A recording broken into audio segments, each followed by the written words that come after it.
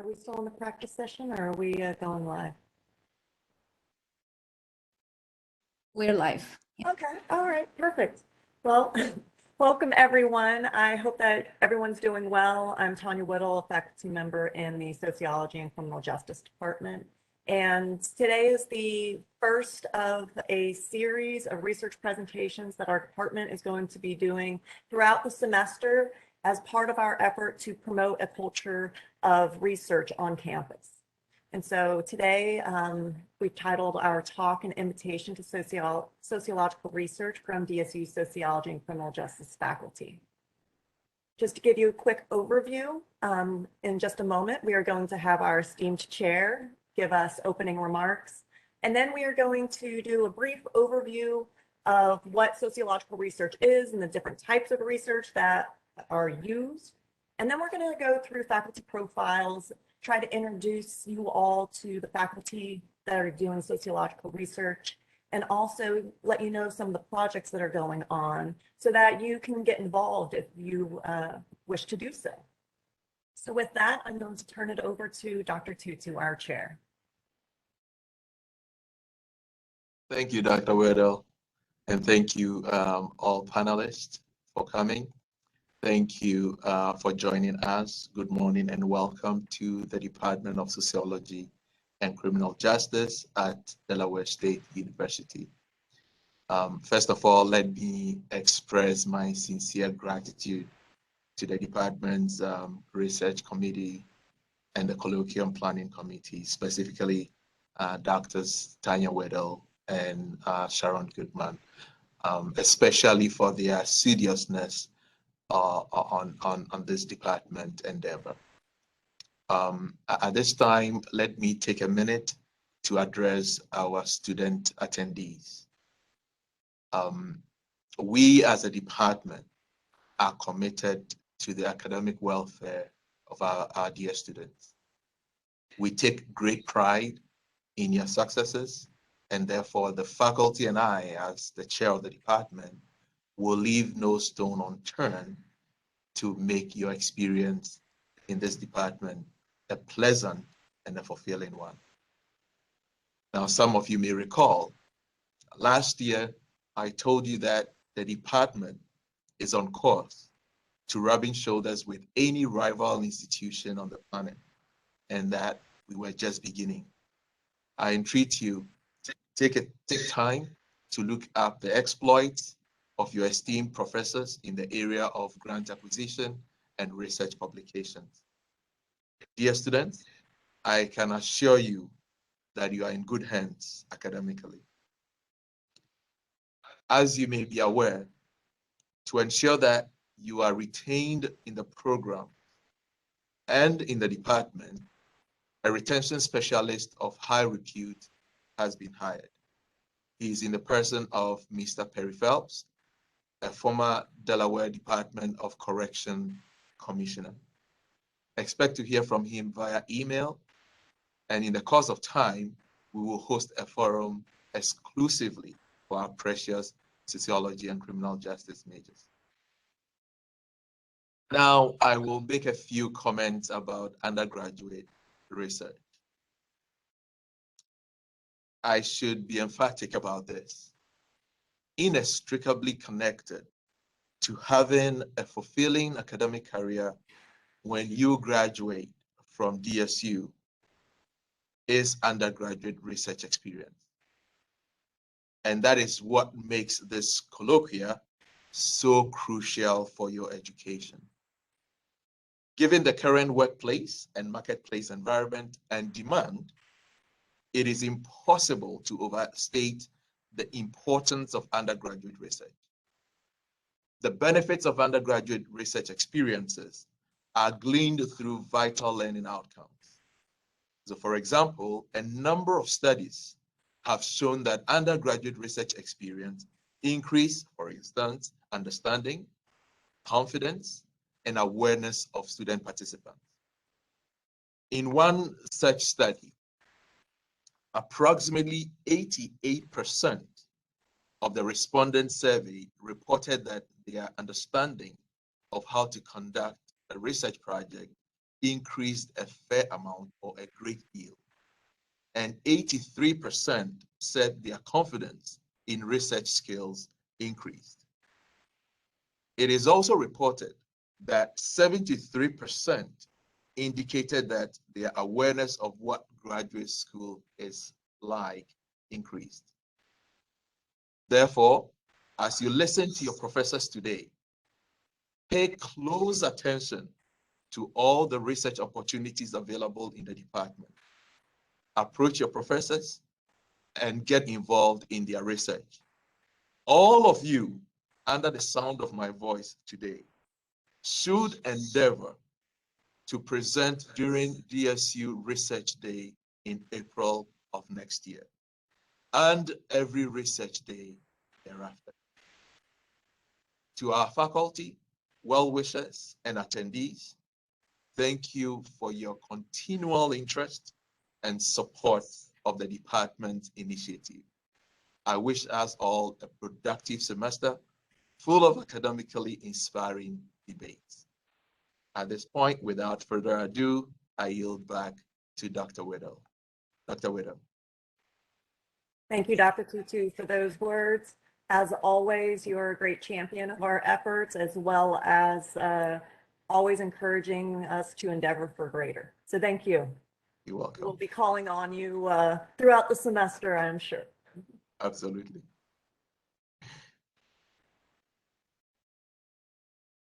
All right, so next, we're going to turn our attention to doing a quick overview of what sociological research is. For those of you that are new to the department and new to sociology or criminal justice, this might be your first time hearing some of this information, whereas others, it may be a recap. Either way, we're hoping that this will help put everyone on similar footing so that as we talk through the faculty profiles, you can have a better understanding of the kind of work that's happening in the department. And that way you'll have a better indication of who or which projects you want to get involved with. So I'm going to talk through this section along with Dr. Ralston. Since Dr. Ralston is our primary sociological research methods professor, I'm going to let him take the lead role in this. But I want to first address what sociological research is. At its very base understanding, we know that sociology is the study of society, and we are approaching this inquiry about society and social interactions through scientific research methods. We utilize data, information, as well as theory, ways of trying to understand how that information fits together in order to understand our society, our social institutions, and our social interactions. So when we apply this idea of how we define sociology as, of course, the study of society, when we connect it to talking about research methods, we talk about it in the sense of there's this systematic process we go through to inquire about the social world. Next slide, please. So in this kind of textbooky definition of what is research methods in sociology, we see some key points in it. We see this first section, this systematic, sorry for the typo, process of inquiry, which means there is a specific process we go through, which we'll review a little bit on our next slide. Applied to learn something. So we are going through this process of inquiry to actually learn something, as Dr. Whittle mentioned, collecting data to learn. And when we apply it to sociology, we of course are talking about the social world. So as you're going to see on this next slide, we have a systematic process here. And we have some of our basic steps in the scientific process as it relates to conducting research and learning about the social world. Where we have to decide what the problem is we're interested in learning about. As we always talk about in our classes, it's important to look at, review the literature, or look at what other scholars have done about that topic in the past, and that helps us create a research question.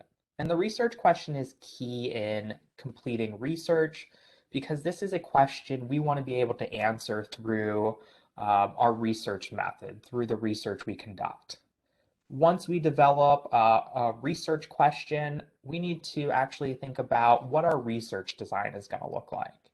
When we use that term research design, we're really talking about what method we will use to collect data, and we'll ultimately analyze that data to figure out what our results are. Once we develop our research design, we want to think about a hypothesis, an educated guess of what we think would occur when we do collect and conduct our study. Then after we go through all of that planning, we're actually then able to collect data based on the research design. So one thing I did not mention, which those of you who have taken or in research methods with me right now, is for institutions that receive federal funding, there's this institutional review board on a college campus that has to approve applications for research before you can actually go from step 4 to step 5 and actually collect data. But that's kind of above and beyond our little discussion and overview of the basis of research methods.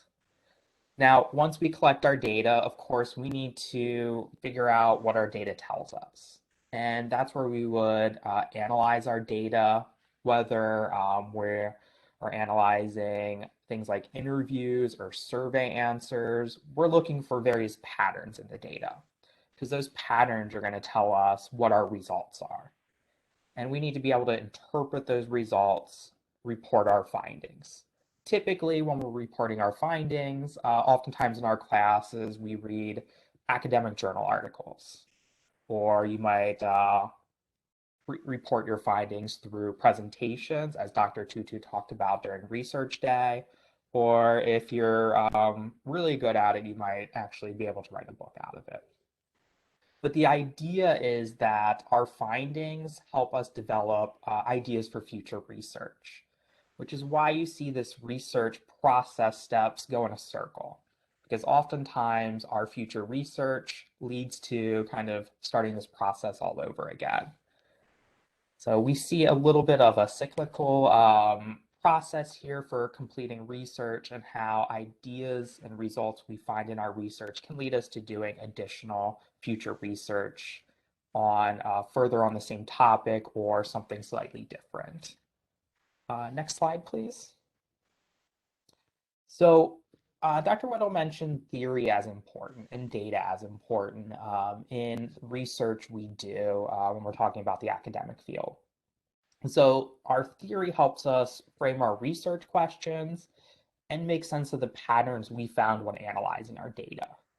So theories and data are central to this process.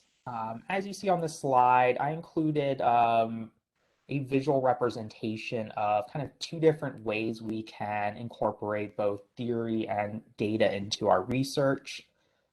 With the inductive reasoning approach, that's where we gather our data, look for patterns, and we use those patterns to help us develop theories and make sense of the patterns we found, our results.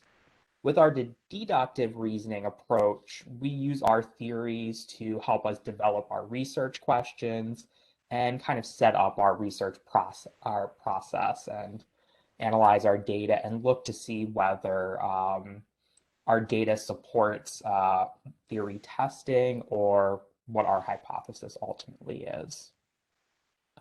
Next slide, and I think Dr. Whittle is going to take over here. Thank you. So just to build on what Dr. Ralston was saying there about theory, keep in mind that theory is a way of helping us understand how data relates, cause and effect, those sorts of things. And although everyone is involved in observing our world around us, including social interactions and thinking about why that might be, it's important to keep in mind that as social scientists, not only do we use the scientific method, but we also approach theories a little bit differently than some people may when they're talking about that term colloquially. All right, so when we're talking about theory, theories have clear parameters, concepts that are defined, relationships that are outlined. Any assumptions that are built into the reasoning of a theory need to be explicit. As the presentation continues, Dr. Balzerini and Dr. Goodman are going to talk about different types of data and research methods. And as they talk, you're probably going to hear them talk about the relationship between different variables. Theory helps us understand that relationship between independent variables and dependent variables. But I will now turn it over to Dr. Balzerini and Dr. Goodman so that they can speak through some of the different types of data that exist, as well as how one can go about conducting qualitative and quantitative sociological research.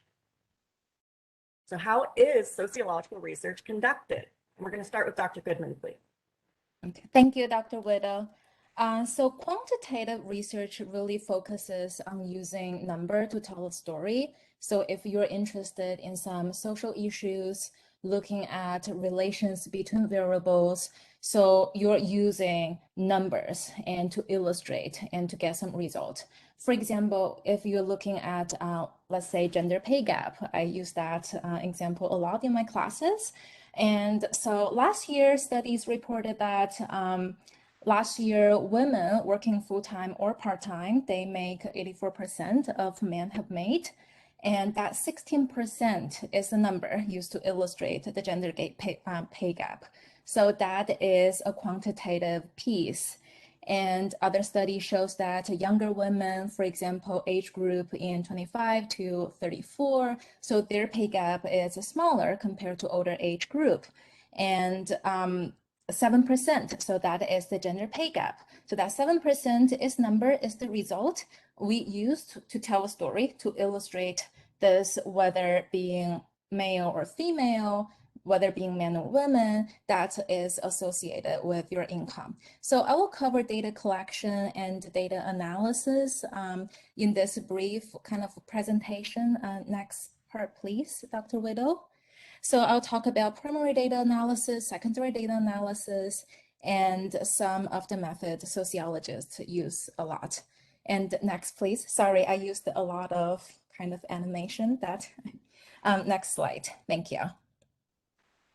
So primary data, that means you collect your own data. So Dr. Roston talked about you go through the IRB process. So if you use primary data analysis, you have to go through the IRB process, get the approval that, oh, your research is doable, it's not harmful to any groups, and then you can go collect your data. So secondary data analysis, that means you use available data online, so collected by some agencies or government or private companies. Either you pay some money or it's free out there, and you do not need to go through the IRB process. So if you decide that you're going to collect your own data, first you need to decide what kind of sampling method you will use. It has a lot. So the sampling method its own. For example, when I was in grad school, I took a whole course for the semester just on sampling method. So it's hard for me to hear just to talk about sampling method in 1 to 2 sentences. But generally, there are two kind of methods. One is probability sampling, one is non-probability sampling. So probability sampling, which means that each person in your population has the equal chance to be selected in your study, and which is a preferred method in quantitative study because it is more generalizable. For example, if you want to look at gender pay gap, if you want to look at in the US, so you will want a representative this sample, and then you can conclude that, okay, in the US, that we conclude this study suggests that women make less compared to men. So probability sampling is preferred. However, it's not doable sometimes or feasible in some studies. And non-probability sampling means that not every person in that population has the equal chance to be selected in your study. For example, if you're hired by some company to distribute questionnaire in the mall, so we see that sometimes, that is not a probability sampling because not everybody going to the mall, because the result will be biased. And those people who don't go to the mall for different reasons, maybe they don't have transportation, maybe they are not interested in shopping, maybe they shop online. So you don't get those people's characteristics or their opinions in your study. So the study could be biased, but as I said, probability sampling sometimes is not feasible, so researchers turn to non-probability sampling. We sometimes call it convenience sampling, snowball sampling. Those are all part of non-probability sampling. So they can still yield very valuable result. They can still be valuable to other studies or for us to know something.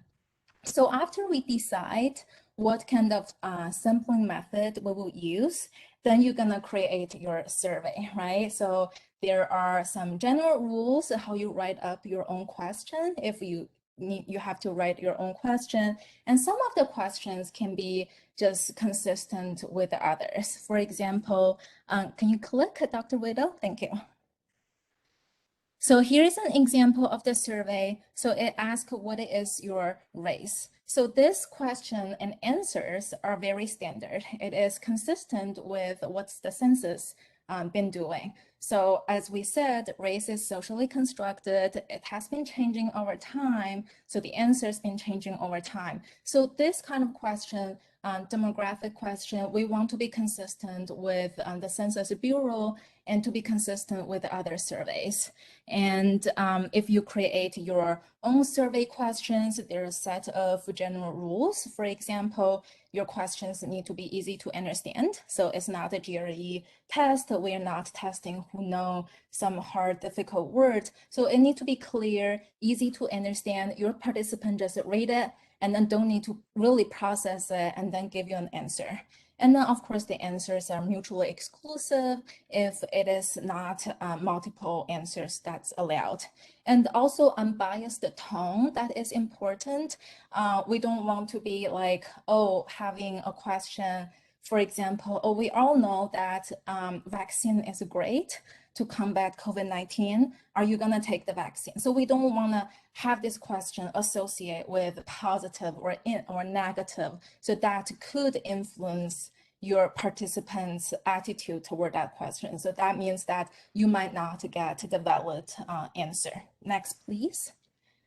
So there are different survey tools. So once you create your own questions or you have your questionnaire, so there are different ways to distribute your survey. You can distribute hard copies like the traditional way, or you can use some electronic kind of software to through email or a big like even mail, like a post, but you can do a QR scan. So SurveyMonkey, RedCap, Qualtrics, those are popular tools that social scientists use to distribute their surveys. Next, please. Thank you.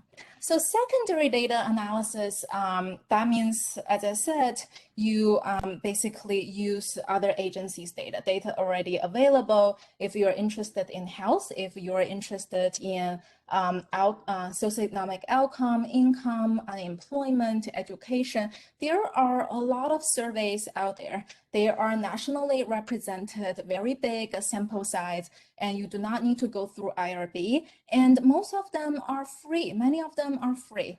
And you just, for example, census data, American Community Survey, American Housing Survey, Current Population Survey, that's a monthly survey monitoring employment in the US. If you are interested in like cohort study, and it's hard for us to follow some kind of a sample, right? Over the year, it can be very expensive.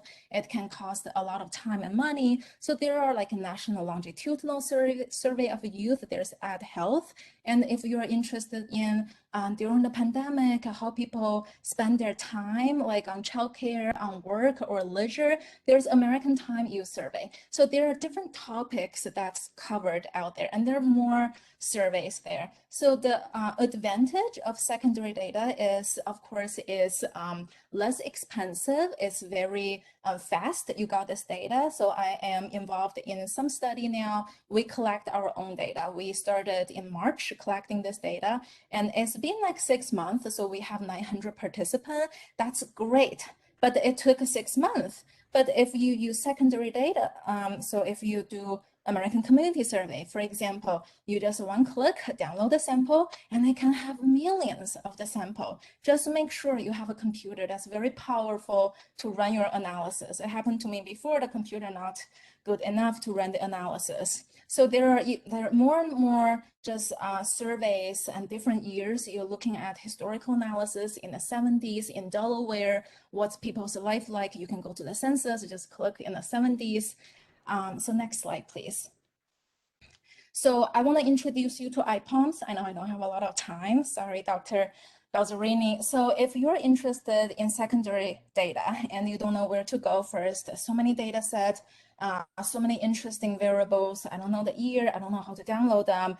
I would suggest you first go to this website. So it is housed in the University of Minnesota. It's great. I have a lot of research. I extract the data from there. It makes it so easy. It's like an Apple computer, so easy to manipulate. I'm interested in 1980, 1990, the 2 years. I'm interested in this variables, age, biological sex, education. You can just download as a zip file in different format, Excel or Stata or SPSS if you want. It's easier to manipulate. And if you have questions, feel free to come to me. Maybe we can play around together. Next slide, please. Of course, you got the data, and then is kind of the part that nobody really likes. So you have to perform the analysis. So I always say that you collect your data, you download the data, and it's only part of it. And on your computer, it's just columns or rows. It doesn't tell a story. But the social scientist, we want to tell a story, right? And first, we need to clean the data set. It can be just as important as doing analysis. One example I'm giving you is recently I am cleaning my data set, and I have this question in the questionnaire ask, what is your age? So simple question, what is your age?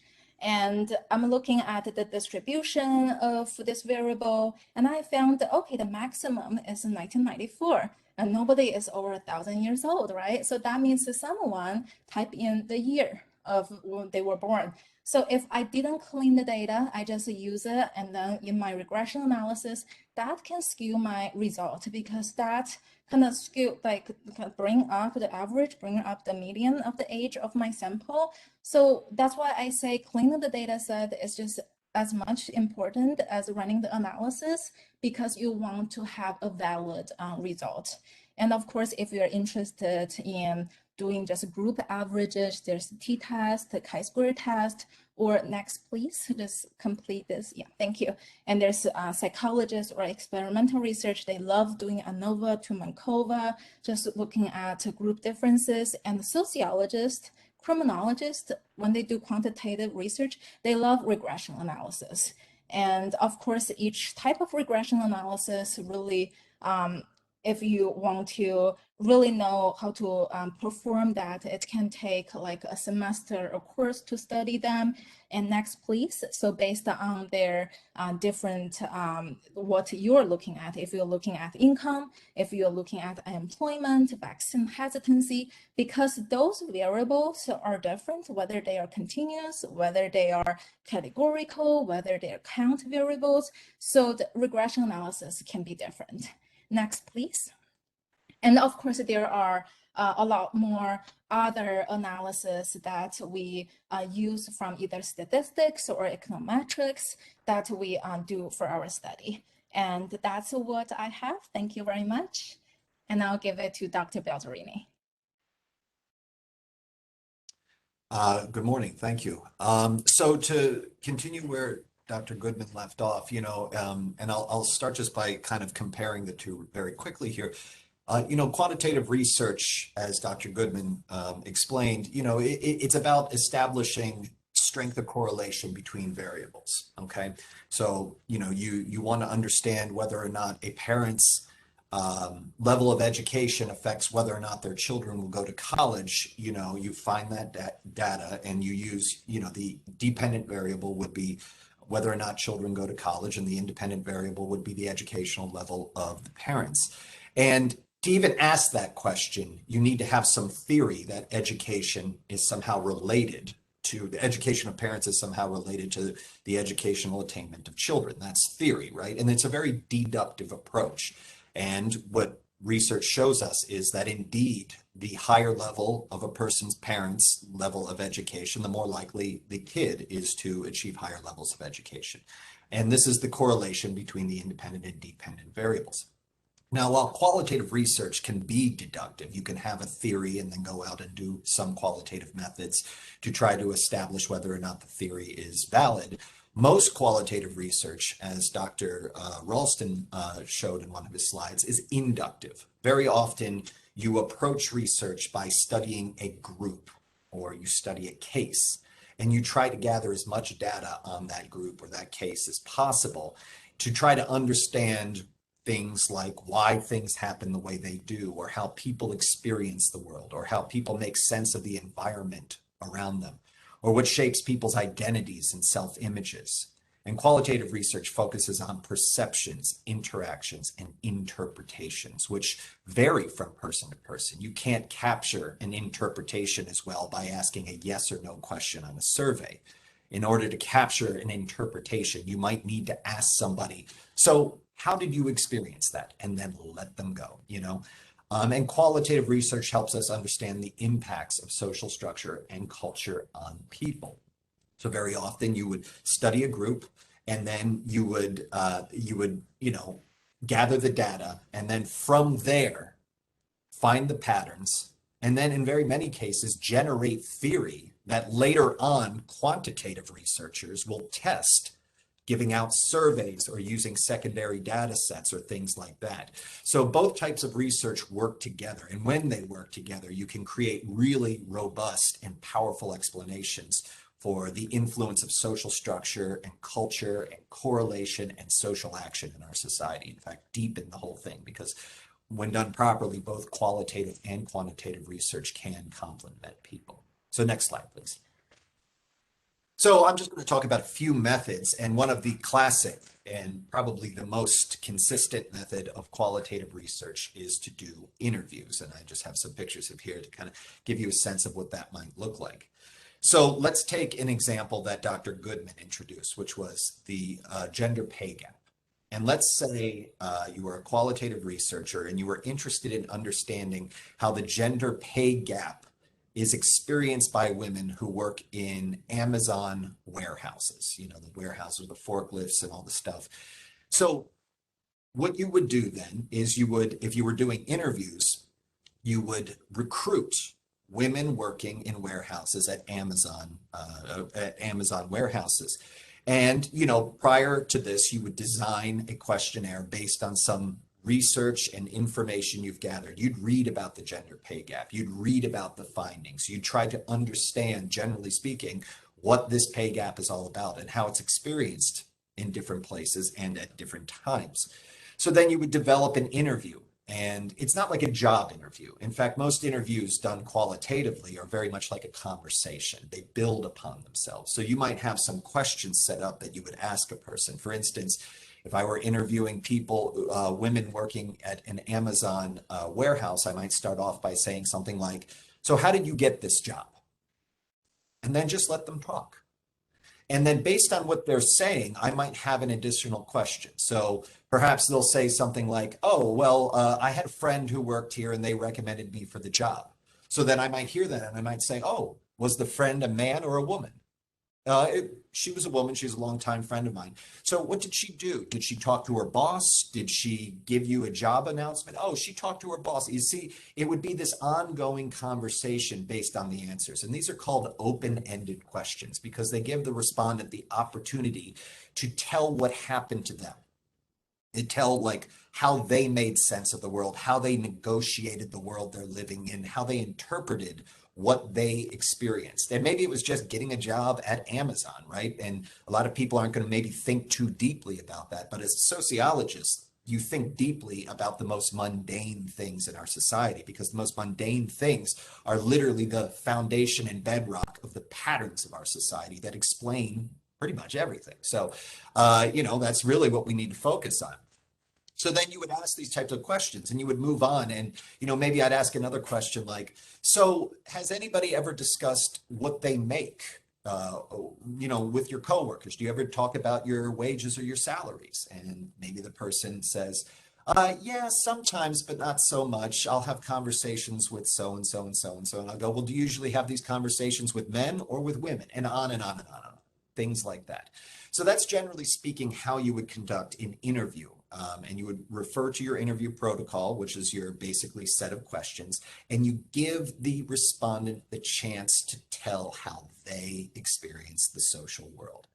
Then what you would do afterwards is you would collect all these interviews, and there's a number of software programs and old-fashioned and new-fashioned ways of doing this, but basically you would read through the interviews and you would establish patterns based on themes. You go through all the interviews and look through them and go, oh, wow, this respondent, wow, 20, 30, 40 respondents said that they were told never to talk about what they make at work.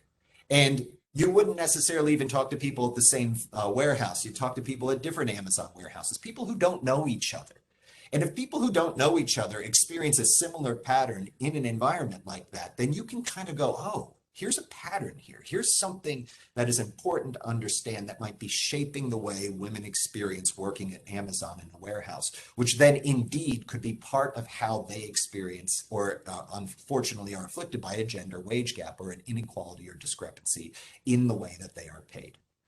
So next slide, please. So another classical form of qualitative research is what's called ethnography, and a participant observation is the method employed by ethnographers. So what ethnography does is it almost takes interviews to the next step. Ethnographers definitely use interviews and conversations, but it's a little less formal than having some questions and sitting down with people like you saw in the previous slide. What ethnographers do is they embed themselves within a population they want to study. So to use my previous example, an ethnographer, if they were trying to understand the gender pay gap for women working in Amazon warehouses, they wouldn't just find some women who works at Amazon and then do an hour or 2-hour interview with them. They would go and get a job in an Amazon warehouse, and they would work alongside people at Amazon. And I think in a study like this, there would definitely be an inherent advantage to being a woman conducting this kind of research, because it would be about not only the experiences of the folks that the researcher is working around, but also how they experienced working in an Amazon warehouse as a woman in this day and age. And ethnographers will spend 6, 8 months, a year, 2 years, upwards of 5 years sometimes in a field. Now, not every time is it involving getting a job at Amazon or something like that. But, if you wanted to understand how women experience working in a warehouse at Amazon and how it contributes to the gender pay gap, well, go get a job, work at Amazon in the warehouse with women and talk to them, get to know them, become friends with them.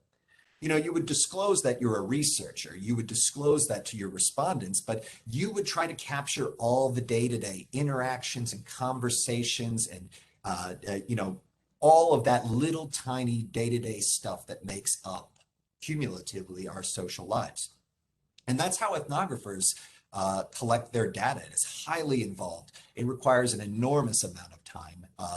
It is very intensive. In some cases, it can be very dangerous. Not necessarily a person working in an Amazon warehouse, but I have some famous sociologists and anthropologists, since this is about social science research, who have done some really just incredible ethnographies.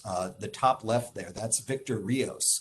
And Victor Rios studied juvenile delinquency and he's a real pioneer of what's called labeling theory.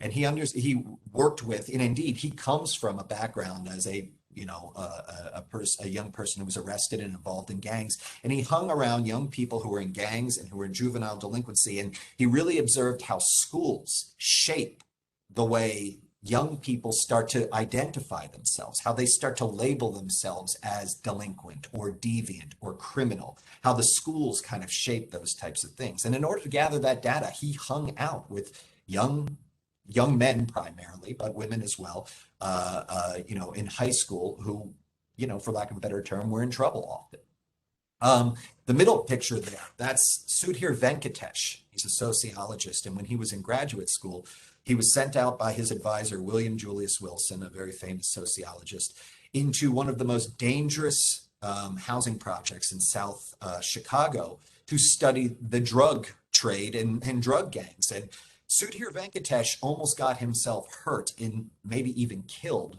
trying to introduce himself to drug gangs in this housing project. But over time, he gained the trust of not only low-level members of this drug gang, but the highest, the person, the kingpin, for lack of a better word, of this drug gang. And he hung out with them, he watched them, he observed how a drug gang operates, its finances, how the finances sift out into the community. And very famously, the drug lord, the kingpin, made Sudhir Venkatesh, quote unquote, the leader of the gang for a day, so he could experience what it was like to run a drug gang. And indeed, he wrote a book about that singular experience called Gang Leader for a Day. To the top right, that's Arlie Russell Hochschild. And some of you, if you've learned about things like the second shift and emotional labor, she's a real pioneer of that type of research back in the 1980s. And just a few years ago, she did an ethnography to try to understand why working class whites continually vote for people like Donald Trump and other Republicans who enact policies that hurt working class whites. Why do white people keep voting for people who hurt them? And in order to do this, she hung out with, for a couple years, a number of working class white people hanging out with their families, going to church, Sunday dinners, and just befriended them to understand their political persuasion. In the bottom left there, that's Mitch Dunyear. He hung out with homeless people in New York City for many years. He would sell magazines with them. He would go back to wherever they were squatting or sleeping. And he tried to understand how homeless people survived as long as they do living on the streets, to give a real kind of impression about what it's like to be on the streets, dealing with cops, dealing with customers, dealing with, traffic and violence, danger, drug use. Catherine Newman, in her famous book, No Shame in My Game, followed hundreds of working poor members of the fast food industry in New York City to try to see how they survived on so little money and how they made sense of working at jobs that we tend to consider undignified or low or something like that, and how people find dignity even in work that does not pay very much and does not, is not associated with quote unquote success. No shame in my game is something that a person she was hanging out with said, there's no shame in my game, I'm surviving here. And then finally, Philip Bourgeau is an anthropologist, and he very famously ingratiated himself with crack dealers in the barrio in New York. And again, very dangerous research. He was almost harmed and killed multiple times conducting this research, but he gained the trust of a number of drug dealers, crack dealers, and studied how and why they did this, what they did, how they thought about violence, why they employed violence, when they didn't use violence, the real structure of something that many of us would just say, oh, well, that's criminal, and this is what ethnography does. The next slide, please. So one final, not the only, but one final thing I'll talk about today are what's called focus groups. And focus groups is a form of qualitative research that is often done by corporations and market researching firms, because they're often done to try to assess consumer data patterns. And indeed, before Instagram, Facebook, and Twitter were just stealing all our data all the time anyway, this was the way that many corporations and companies tried to figure out, why does this person buy this toothpaste instead of this toothpaste, things like that. But to continue to use my example, you could use a focus group to try to understand Amazon workers, women who work in Amazon warehouses. And in this case, what you would do is you bring in 5, 10, 12 workers, women who work in an Amazon warehouse, and you'd ask them questions as a group. Because as you might imagine, when you're in a group, you think about things differently, and the way other people respond to an answer might trigger the way you think about an answer. So let's say I had the group in there and I just started off and said, so how did you get your job here? And one person says, well, a friend let me do it, and she invited me, and then I did this whole interview. And then another person goes, oh yeah, I remember that interview. That interview was really weird. I might not have even known to ask about that interview because I don't know anything about it, but the kind of ping-ponging between respondents in a focus group elicits all new responses, because indeed we are social beings and we get triggered by what's going on around us with other people speaking and answering questions. So a focus group can be a really efficient way to gather a lot of data from a lot of people very, very quickly. So those are just some examples. There's other methods and techniques like case studies and things like that. But back to my first slide, just to review, qualitative research is really about the nitty-gritty of social life, and it's understanding social process, how people make sense of the world, why they do the things they do, and how they interpret and perceive the world, and what strategies they utilize to just get by in this world. So I'll pass it on from there. Thank you. Thank you. I appreciate the overview of sociological research that Drs. Ralston, Goodman, and Balzerini provided us. And what I'm going to do next is to quickly run through some of the faculty that are in our department and doing research. I recognize we're running short on time, and so I'm going to blow through these really quickly. And at the very end, there's an email address of our department assistant. So if you want to get a hold of anyone and you don't know how to, there's one-stop shop there. I will leave it up on Kirsten's email, and she will hate me for that later. So Dr. Balzerini, he was one of our presenters today, and as you might have been able to tell from his presentation, generally does qualitative research, including ethnographic research, with a focus on urban inequality, gentrification, and urban spaces. As I said, I'm going to have to really breeze through these, but he does some really interesting work, so make sure to follow up with him. One of the newer members in our department, Dr. Charles Kent, is doing research in a few different areas. He does longitudinal research, particularly looking at trauma and vulnerable populations.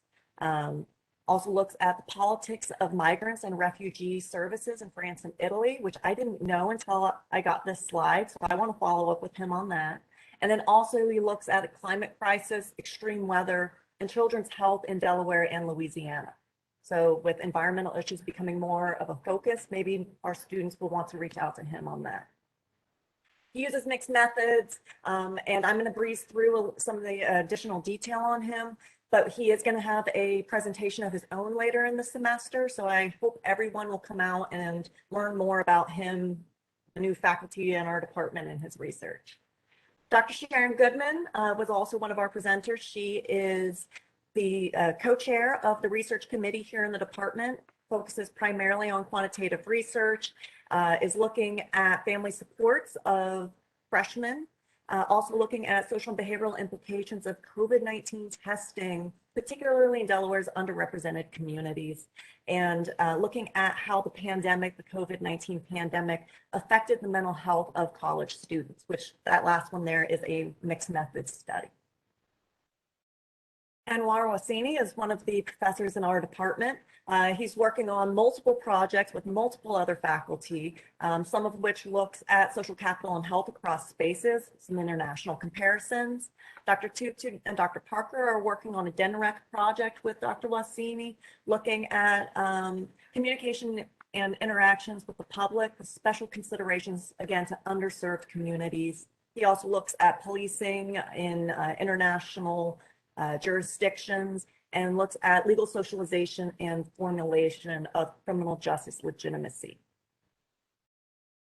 Dr. Parker, many of you may know from working with her on internships, but she is also involved in research. She is a sociologist that focuses on criminal justice, experience in program evaluations, and has focused on prisoner reentry and juvenile justice in more recent years. Right now, she's working on a manuscript that explores gender differences and perceived programmatic needs of juveniles or youth in detention centers.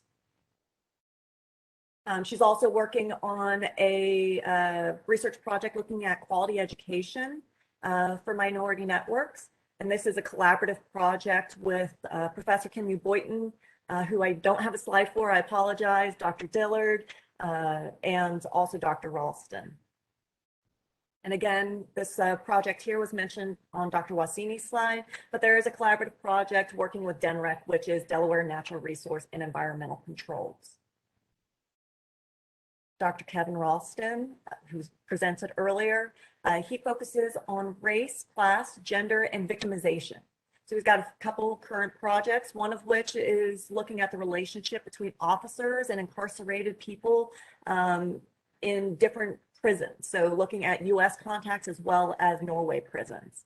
And then also looking at the impact of trauma on and how it's associated with race and violence among young adults. Dr. Taiwaya is one of our adjunct professors, but he is also involved in research, and he focuses on economic insecurity, family stress, toxic stress, joblessness, and child development, and particularly looking at the barriers and facilitators to child academic achievement among unemployed mothers. He also uses a number of quantitative data analysis techniques and programs. And so along with Dr. Goodman, he also would be a good resource as well. And Dr. Ralston, who you most likely will take statistics with.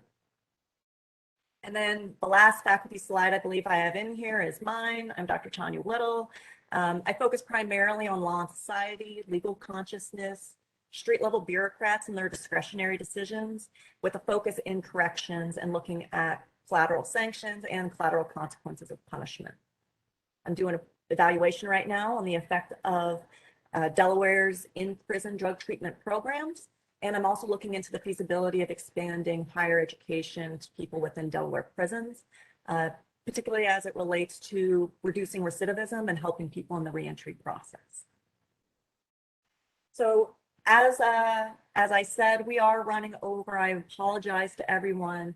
If you do have questions, because we are short on time, if you throw them in the chat, you know, we can try to get to them. But what I will actually encourage people to do, just because of sake of time, is to reach out to us, come by our offices. We're in Price right now, but send us emails. And if you don't know our email, you can check out the website, or I've included the email address here for Kirsten Lembaugh, who is our administrative assistant in the Sociology and Criminal Justice Department.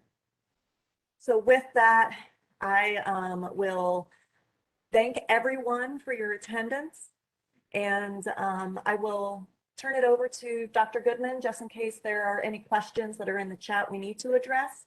But because we're over time, I will leave it at that. Thank you, everyone.